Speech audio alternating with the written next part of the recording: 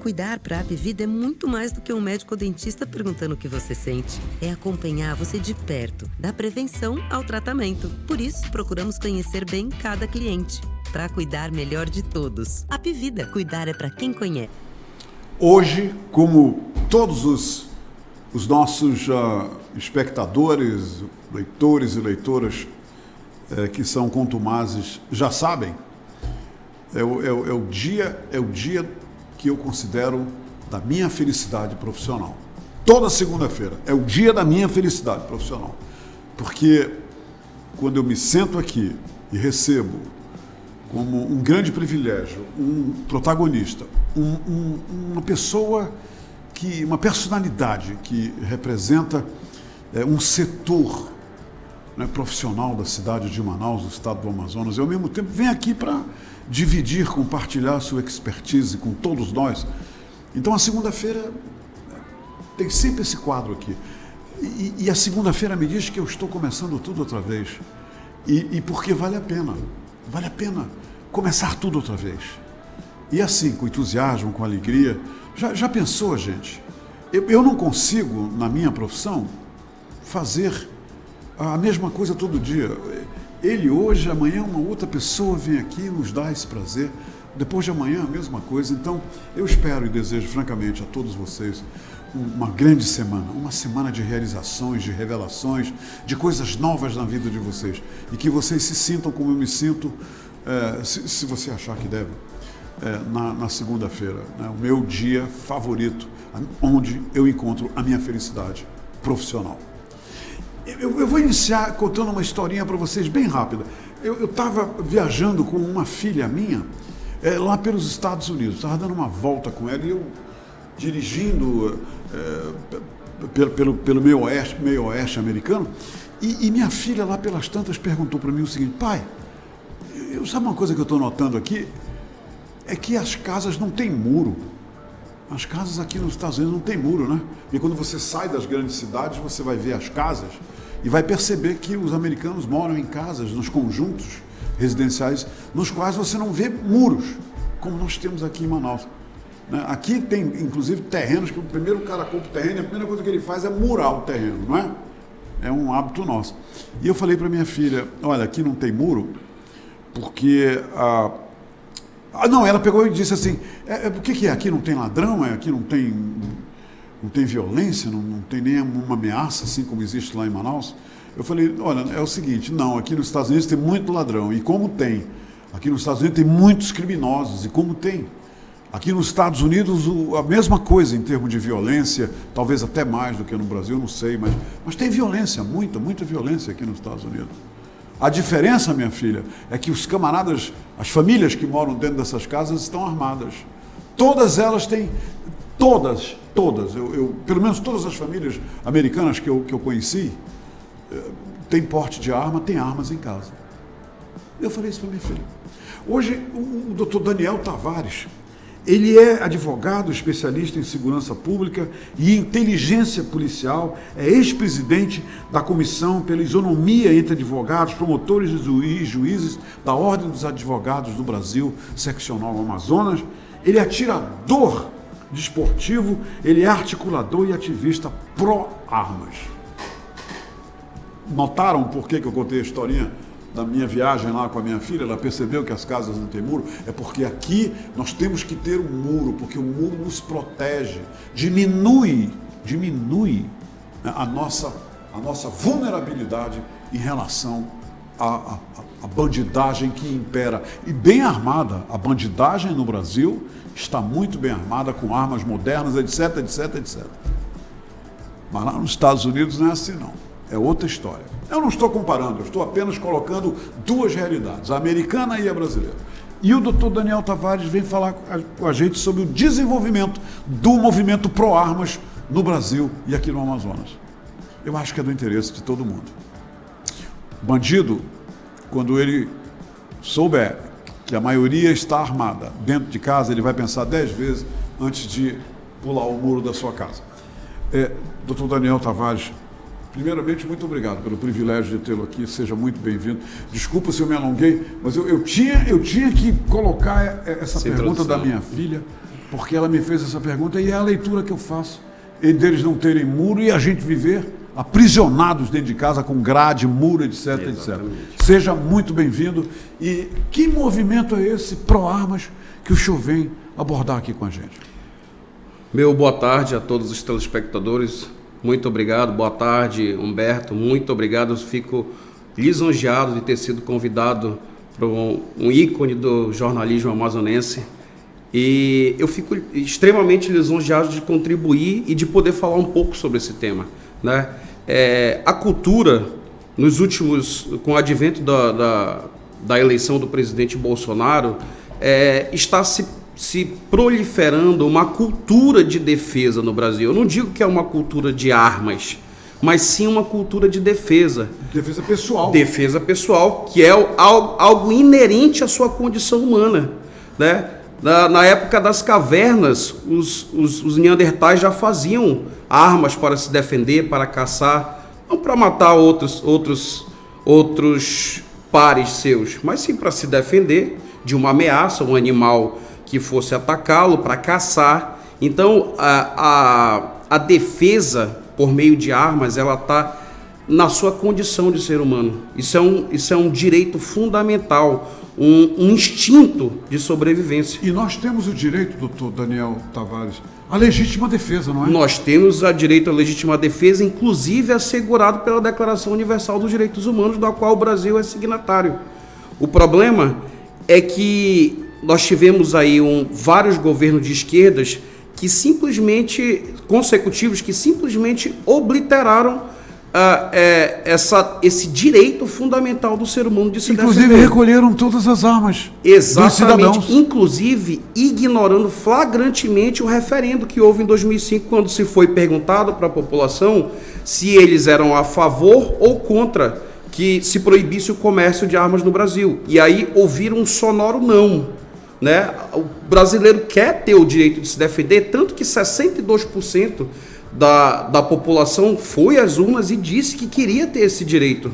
Só que como nós tínhamos um governo no poder que não estava nem aí para a opinião pública, ele, por meio de subterfúgios, por meio de estratégias, né, baixas, acabou por implantar a sua vontade de desarmar, porque todo regime totalitário, e nós sabemos que a esquerda tem esse viés, é isso, né, mesmo. Ele começa desarmando seus cidadãos, que é para não encontrar resistência. E é por isso que nunca vai haver um ditador nos Estados Unidos, porque lá a segunda emenda, ela assegura o direito de todo cidadão possuir e portar armas. Isso na Constituição. Na Constituição americana, né? E isso assegura, por mais que nós tenhamos estados bem mais à esquerda, como é o caso de Nova York, da Califórnia, eles não conseguem tirar esse direito porque isso está na Constituição.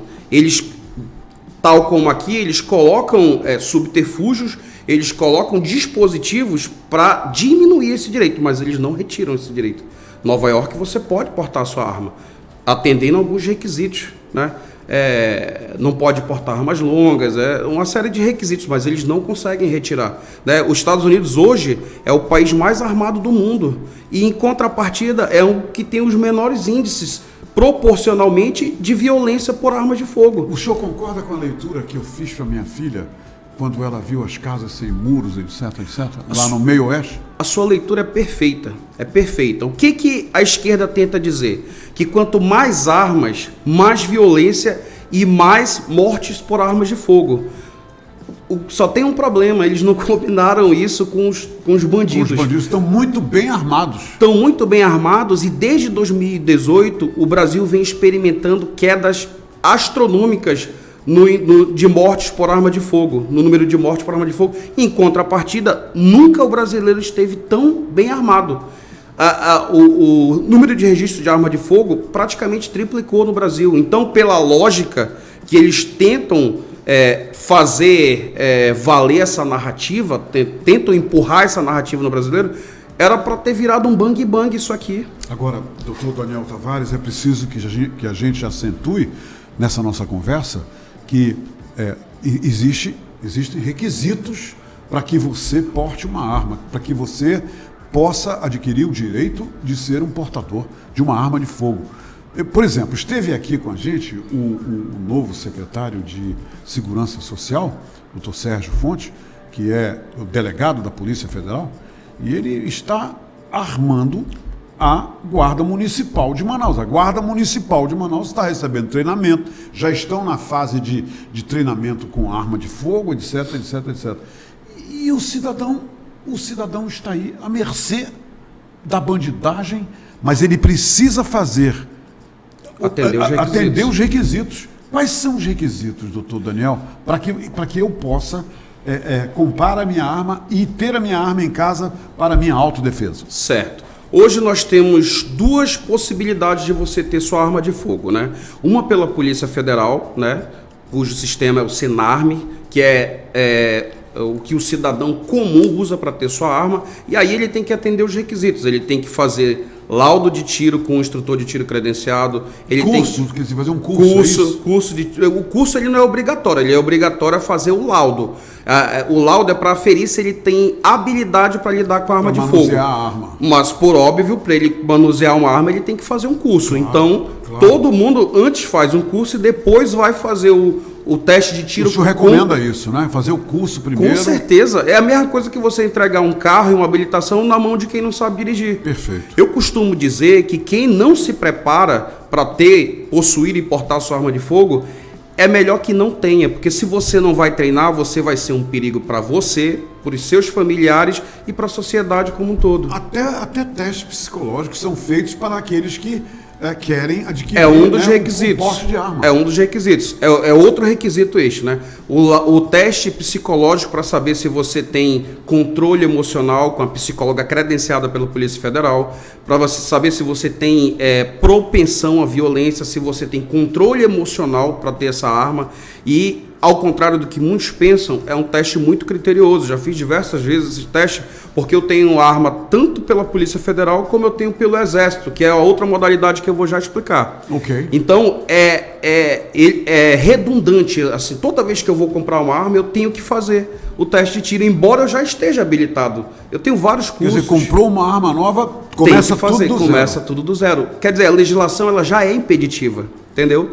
O grande problema hoje você precisa ter mais de 25 anos para adquirir uma arma pela Polícia Federal, ter ocupação lícita, né? Ter a sua reputação ilibada, provando isso pelas certidões negativas em todas as esferas da justiça, eleitoral, militar, criminal, civil, tudo.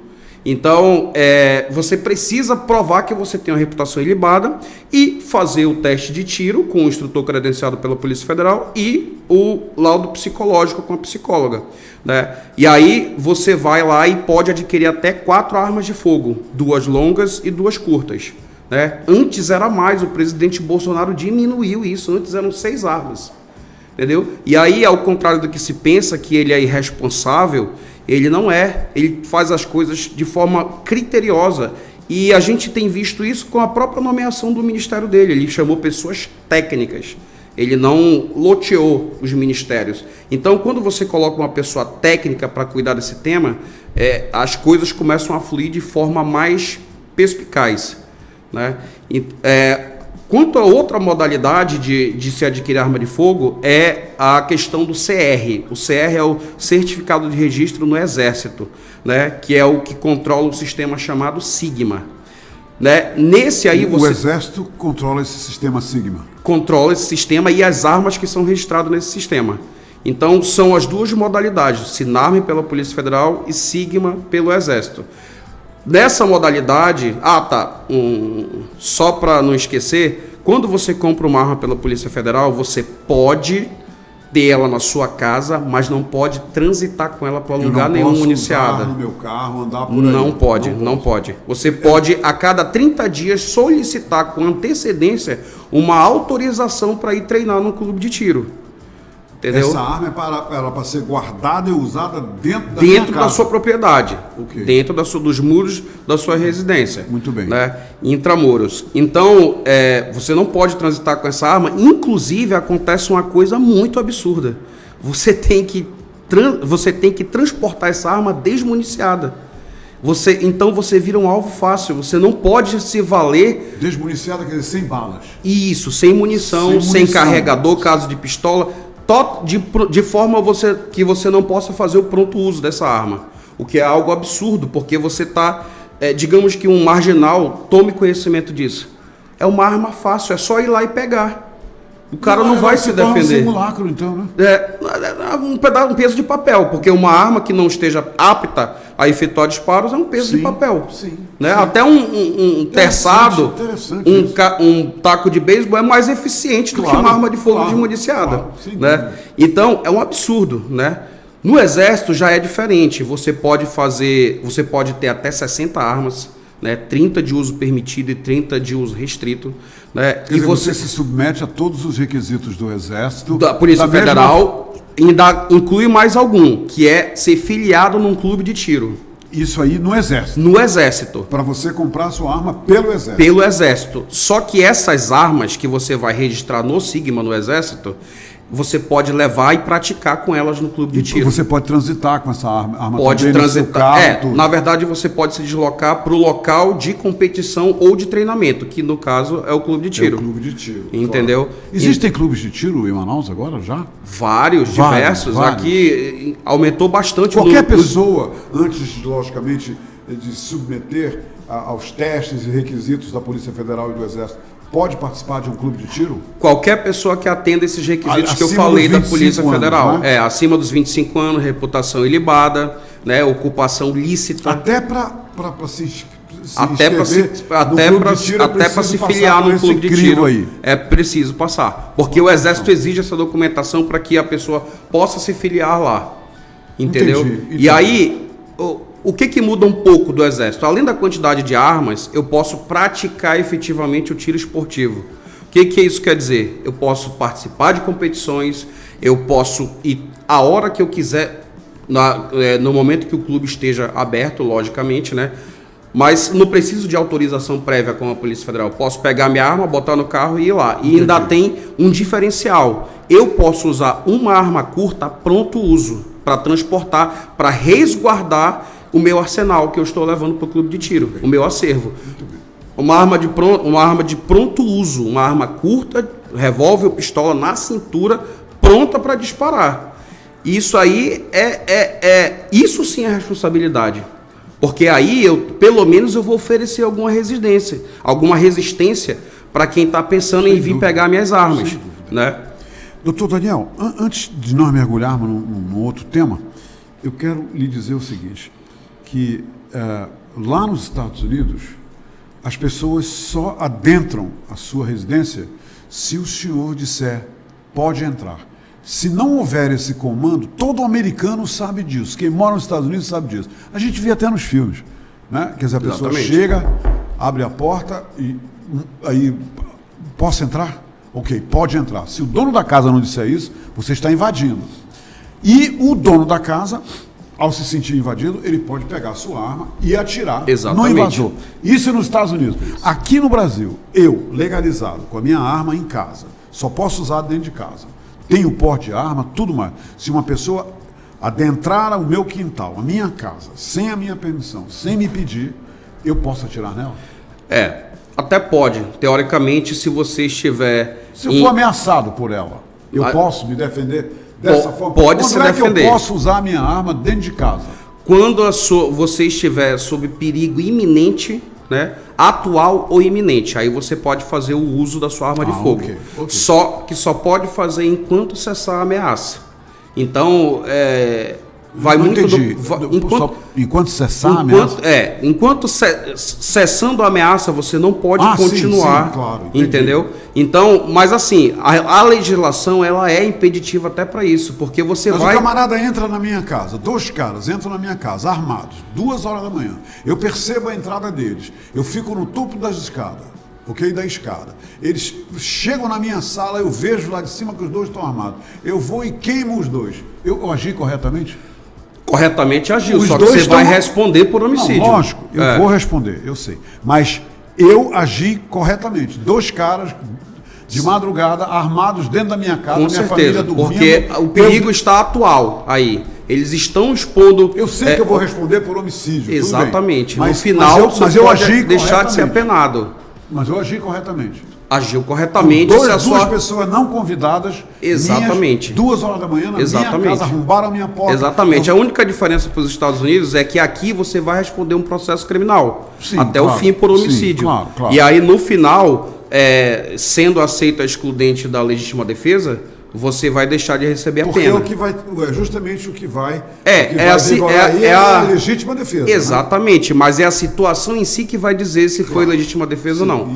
Cada caso, tudo isso vai ser analisado no decorrer do processo, na tramitação do processo. O problema, a diferença é que nos Estados Unidos você nem responde processo por isso.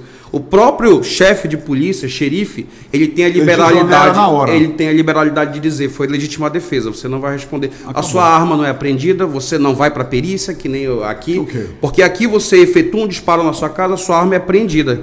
Então, se o bandido souber disso, ele vai dizer, bom, ele tinha uma arma de fogo, foi apreendida, agora está livre a casa dele, porque foi apreendida, ele efetuou um disparo.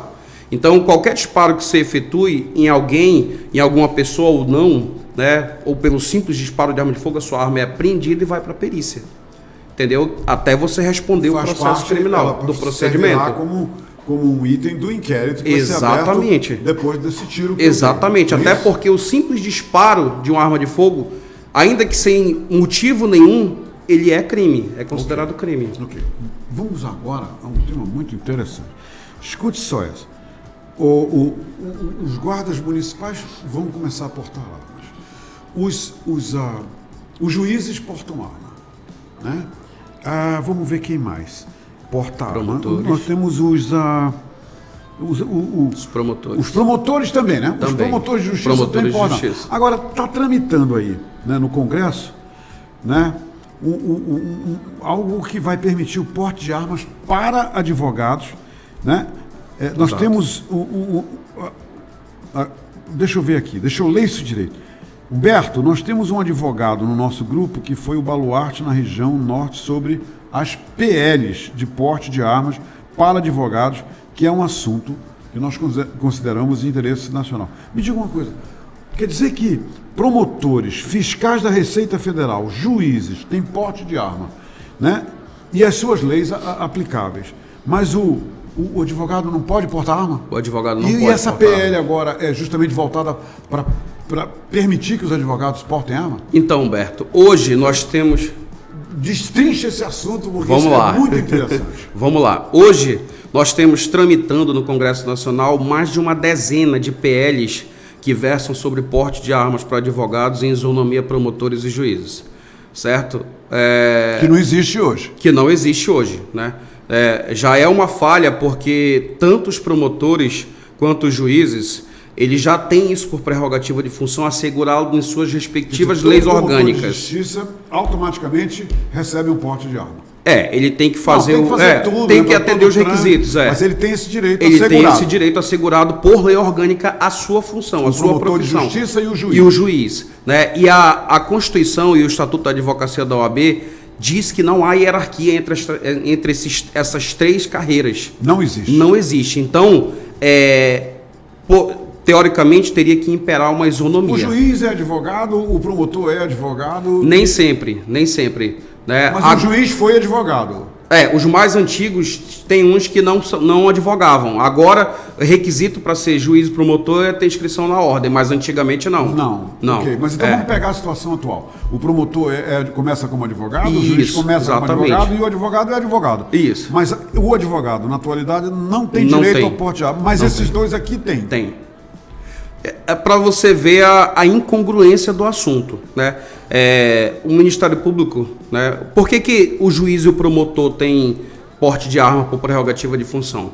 Porque eles podem ser ameaçados e ter sua vida em risco por ações no processo judicial. Porque lidam com a bandidagem. Porque lidam exatamente com interesses que vão de encontro aos interesses do jurisdicionado. Sim. Entendeu? Só que o advogado também lida com isso. Correto. Entendeu? O advogado de defesa...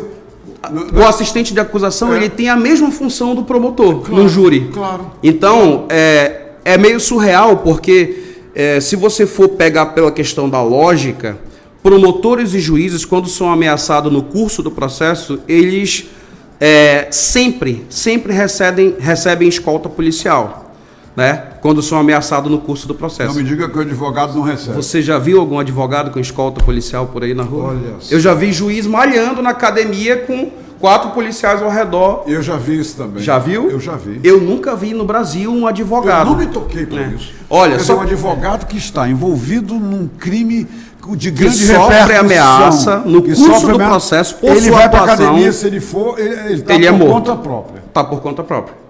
Entendeu? Ele não recebe escolta policial. Ele não. Essa isonomia é necessária. Essa isonomia, por enquanto, ela está só no papel. Na prática, mas a PL a gente tá não lá, vê. São mais de 10 PLs, mas eu vou já te explicar que o problema não é a propositura dessas PLs, é a tramitação. É a tramitação. São muitos interesses, né, que esses PLs não sejam aprovados. E estão caminhando em passo de cágado? Dizem que estão articulando, né, mas na verdade não estão. Articulando, eu estava em 2018, que fui 3 vezes a Brasília, lá na CCJ, reuni com os deputados. E não caminha, doutor? Nós quase conseguimos aprovar o PL 704 de 2011, do deputado Ronaldo Benedetti, que foi o primeiro PL que versou sobre isso. Na verdade, não foi o primeiro, que o primeiro foi o próprio presidente Bolsonaro que propôs isso. Mas foi o que foi mais longe. Ele foi discutido na CCJ e, infelizmente, porque estava no fim da legislatura, ele teve que ser arquivado, porque o deputado não foi reeleito. Que coisa. Exatamente. Nós chegamos muito perto de aprovar. Nunca se chegou tão perto como no final de 2018. Infelizmente, o deputado não foi reeleito e ele precisou ser, na forma do regimento interno da Câmara, ele precisou ser arquivado. E aí, como isso foi um tema que causou muita mobilização, mais de 10 PLs foram propostos. Mas o problema não é propor, é a tramitação. É o caminho. É o caminho. Aliás, o caminhar. Exatamente, o caminhar. Né? Então, é complicado porque hoje, embora nós tenhamos feito aqui uma enquete que tenho certeza quase que absoluta, né? Porque todo absolutismo é burro, mas então sim. Eu tenho plena convicção de que vai refletir o resto do Brasil. Nós fizemos uma enquete aqui em 2018 que nós ouvimos mais de 2.500 advogados amazonenses. É um movimento nacional, o senhor está dizendo. Exatamente. Em favor do porte de arma para advogados. Isso já é um movimento nacional. Já é um movimento nacional e há muito tempo. Né? Eu lembro que eu levei a ideia da criação da comissão para a OAB, né? Para então gestão lá do nosso presidente Neto Simonetti, em 2014, e ele acatou, né? Nos ajudou e criou a comissão. E aí, por conta disso, nós começamos a trabalhar com o aval da OAB sobre esse tema. Inclusive, fizemos essa enquete que eu te falei, que nós ouvimos 2.500 advogados amazonenses, onde 92% se posicionou a favor do porte de arma. Então, eu tenho plena convicção que, se isso for irradiado para as demais seccionais do Brasil, o resultado vai ser o mesmo. Até porque nós já tivemos outras seccionais que fizeram essa mesma enquete, cerca de 5 ou 6, e o resultado foi o mesmo, 89%, 87%, 85%. Olha, é uma maioria esmagadora. É um alto índice, porque assim, ainda o advogado que não quer andar armado, ele quer poder dispor em algum momento dessa prerrogativa. Ele pode precisar. Ele não precisa hoje, mas no dia que ele precisar, ele quer que esteja disponível. Caso aí que tenha toda Exatamente. Ó, nem precisa de um caso de repercussão. Eu costumo citar sempre o caso de um colega no Rio Grande do Norte. Primeiro caso dele desde que ele pegou a ordem, 22 anos. Ele foi cobrar um cheque extrajudicialmente. Ele foi cobrar um cheque de R$ 2.500. É uma ação civil, né? E o que ele foi cobrar um cheque era de uma esposa contra um marido. Entendeu? Uhum. Contra um ex-marido. E aí, esse ex-marido, ele marcou uma consulta no escritório dele. Do advogado de 22 anos que estava pegando o seu primeiro caso. Um caso civil, não tem nada a ver com caso de grande repercussão, nem criminal. Ele marcou para... Não. Ele disse que queria fazer uma consulta com esse advogado. O camarada lá. Quando estava só os dois, né, na sala, ele puxou uma faca e deu 4 facadas no pescoço do advogado de 22 anos com o seu primeiro caso. Entendeu? Então, e tem estudos que dizem que nem é o pessoal do criminal, os advogados criminalistas, né, que advogam exclusivamente nessa seara, que são os principais vítimas. Olha, no Pará, mais de 4 colegas perderam a vida por conta de conflito de terras no sul do Pará. Por conta de conflito de terras. Você pega uma causa, né, patrocina o interesse de um cliente que é contrário a um outro, e aí ele vai e mata o advogado da outra parte. O negócio lá é tão sério que o carro da comissão de prerrogativas e o carro da presidência da OAB são blindados. São blindados de tão sério que é o negócio no Pará. É o estado onde mais se matou advogados, né? E aí você pensa assim, mas e morre juízes e promotores na mesma proporção? Nem de perto. A última juíza que morreu assassinada no Brasil foi a doutora Patrícia Scioli em 2011. 2011. Nos últimos 5 anos, mais de 100 advogados perderam a vida em decorrência do exercício da função. Simplesmente por estar advogando em casos em que os interesses do cliente que manda matar ele, ou que mata ele, sem dúvida, colidem com o do cliente dele.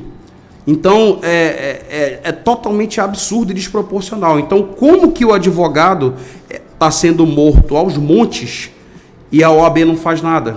Porque, assim, não vou dizer que quem tem o porte de arma vai se livrar. Não faz nada, literalmente, estou dizendo absolutamente nada, acabou. Bom, né, até nós já vamos aí para o 6º mês dessa atual gestão. Foi uma gestão que nos ajudou muito aqui, né?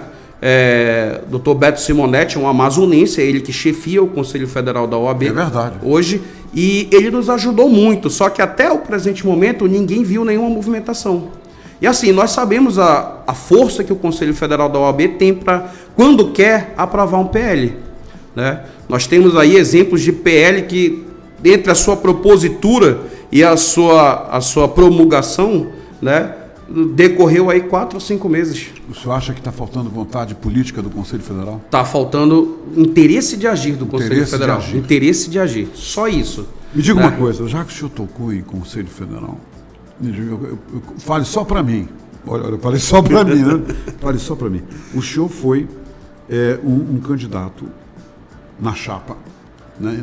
Na chapa Ordem para Advocacia, opositora a essa que foi a vencedora do Jean Cleuter. Exato.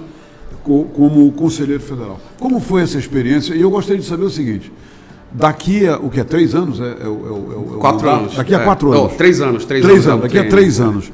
Vocês estão aí com todo o gasto para voltar novamente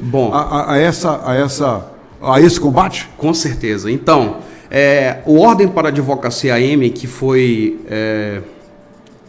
um movimento que é um movimento nacional. Encabeçado pelo Paulo. Aqui no Amazonas é o Paulo Mafioletti e a Lúcia Barreto. E a Lúcia Barreto. Isso. Eles estiveram aqui com a gente. Então. Eles estiveram bem aqui falando com a gente. Pois é. Então, como que surgiu o Ordem para a Advocacia AM? É um movimento nacional, mas que surgiu da seguinte forma, né? Advogados insatisfeitos com o uso da instituição de forma partidária. Aqui no Amazonas? No Brasil inteiro. No Brasil inteiro, inclusive no Conselho Federal. Né? Nós tivemos exemplos aí, não é segredo para ninguém, as matérias que saíram sobre o ex-presidente da OAB Nacional. Né? Inclusive era filiado do PT, foi filiado, agora, se eu não me engano, vai vir candidato pelo PT no Rio de Janeiro. Então, foram advogados que estavam extremamente satisfeitos com o uso da instituição de forma partidária, né? Então, que se uniram, né, para tentar resgatar o objetivo, o preceito para que foi criado a ordem, né? Que em seu nascimento é a casa da democracia, né? É a casa que luta pelos interesses, quando todas as outras instituições se calam, a OAB fala em nome do cidadão. Sim.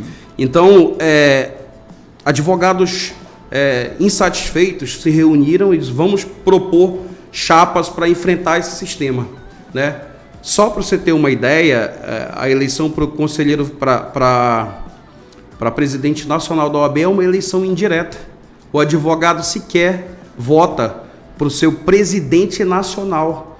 Quer dizer, não é a casa da democracia? Quantos advogados hoje no Brasil pertencentes à OAB? 1.200.000 advogados.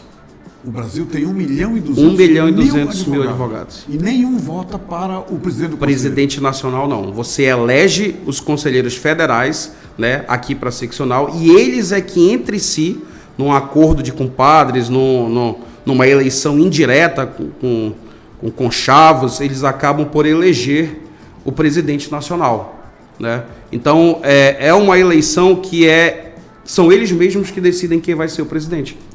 Tanto é que foi por aclamação essa última eleição do Conselho Federal. Não houve nenhuma chapa que disputou. Essa que elegeu, né? Beto Simonetti.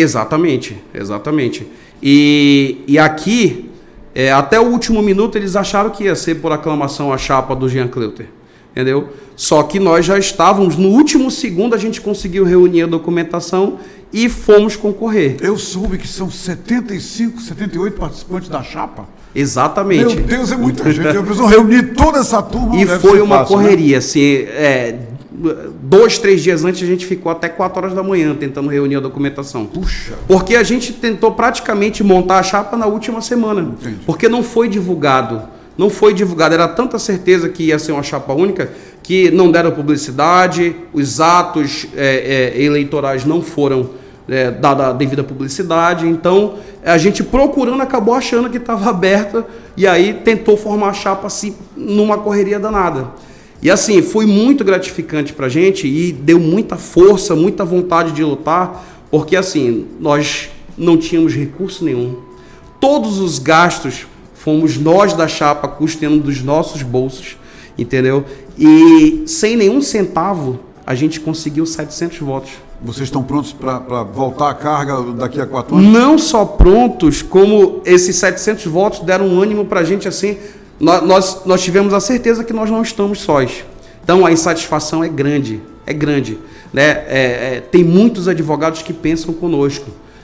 A OAB é para cuidar do advogado, da advocacia, e não de outros interesses que não sejam da classe advocatícia. Tu, Daniel Tavares, adorei essa conversa. Você nem imagina o quanto eu gostei desse nosso converscote. Eu é que agradeço, me sinto extremamente, mais uma vez, lisonjeado de estar aqui sendo entrevistado por um ícone da advocacia como você é, como o que você representa para o jornalismo. Do jornalismo. O que na advocacia é você. Tá bom? O que é isso? O que você representa para o jornalismo amazonense não está no gibi. Então, assim, muito obrigado, eu fico muito lisonjeado de poder contribuir um pouquinho aqui com essas palavras simplórias aqui e poder esclarecer um pouco mais sobre esse tema que é tão importante para a população. Muito obrigado. E eu desejo que, em breve futuro, 2024. essa PL aí dessa isonomia, que envolva também os advogados, caminhe. Exatamente. Vamos fazer um apelo aqui para o nosso presidente nacional, ele simplesmente cumprir o que é a vontade da classe.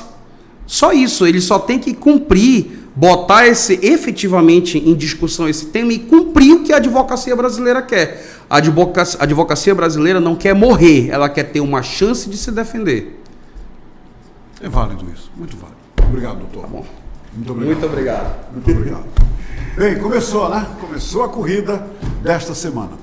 E amanhã, a partir das 2 horas da tarde, eu novamente terei o privilégio de receber mais um convidado do nosso A Hora do H. Até amanhã. Cuidar para a Apivida é muito mais do que um médico ou dentista perguntando o que você sente. É acompanhar você de perto, da prevenção ao tratamento. Por isso, procuramos conhecer bem cada cliente, para cuidar melhor de todos. Apivida, cuidar é para quem conhece.